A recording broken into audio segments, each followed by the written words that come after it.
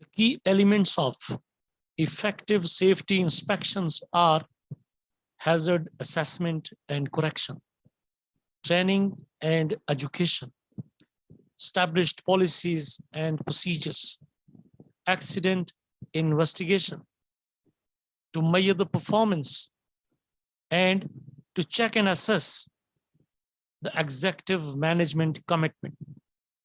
As you know, training series is ongoing on the topic of site safety inspections. This is part 8 and step number 4 of safety inspection process. In this training session, we'll cover to monitor corrective actions and how to make follow-up. Dear friends and colleagues, you are on the platform of Safety First Life. If you are first time on this channel, kindly subscribe it and press the bell icon for all future notifications. And if you find the video informative, then like, comment, and share it with your friends and colleagues. So, without wasting time, let's get started.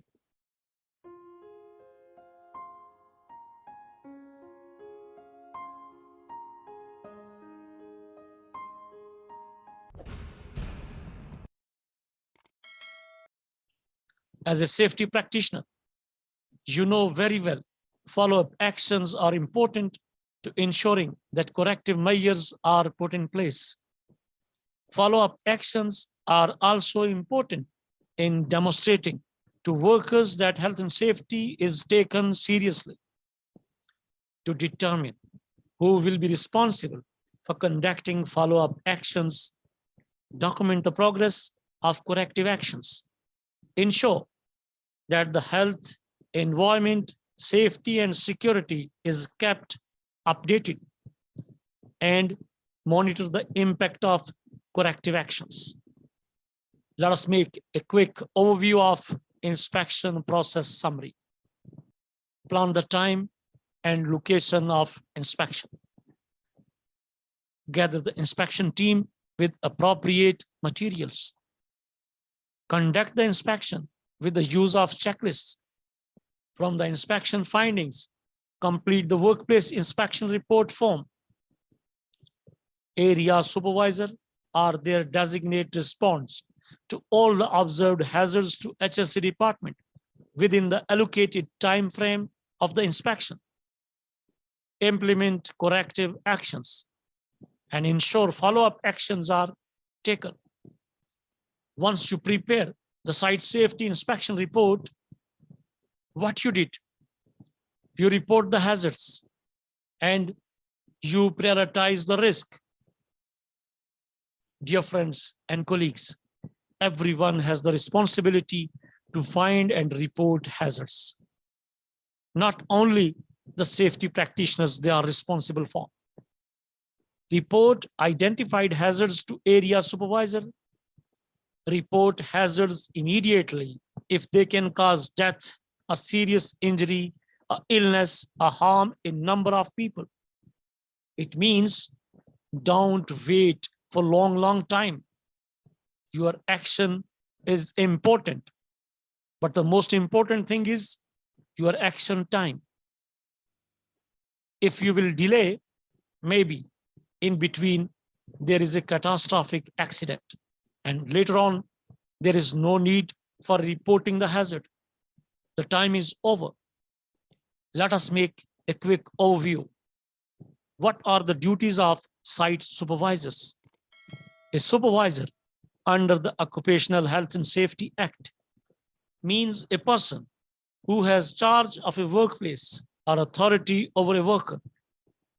Supervisors must take action to fix hazards when a hazard is found or reported. If fixing a hazard is not possible, action must be taken to minimize the immediate risk to health and safety. Dear friends and colleagues, everyone should look out for hazards. A worker, a foreman, a supervisor, a site engineer, a project manager, or a managing director.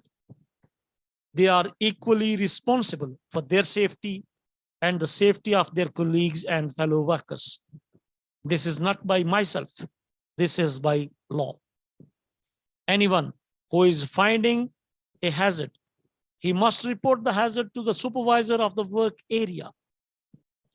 As a safety professional or a safety practitioner, you have to help fixing hazards by providing workable recommendations how to fix the problem.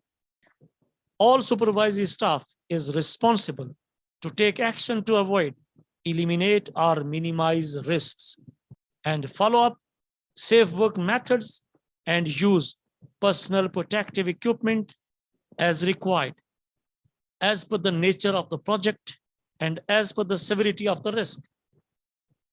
Once the safety inspection report has been prepared and forwarded to the concerned project team or the department, the game is not over.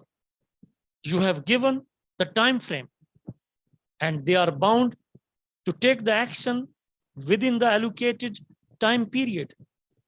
If they are not closing it, if they are not correcting it, if they are not taking action, it's your responsibility to follow up, to go beyond, to make reminders.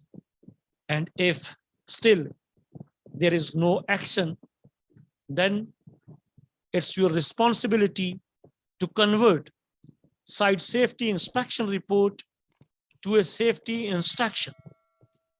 If again there is no action, then the safety instruction will be converted to a non-conformity, NCR, and then everybody have to take action.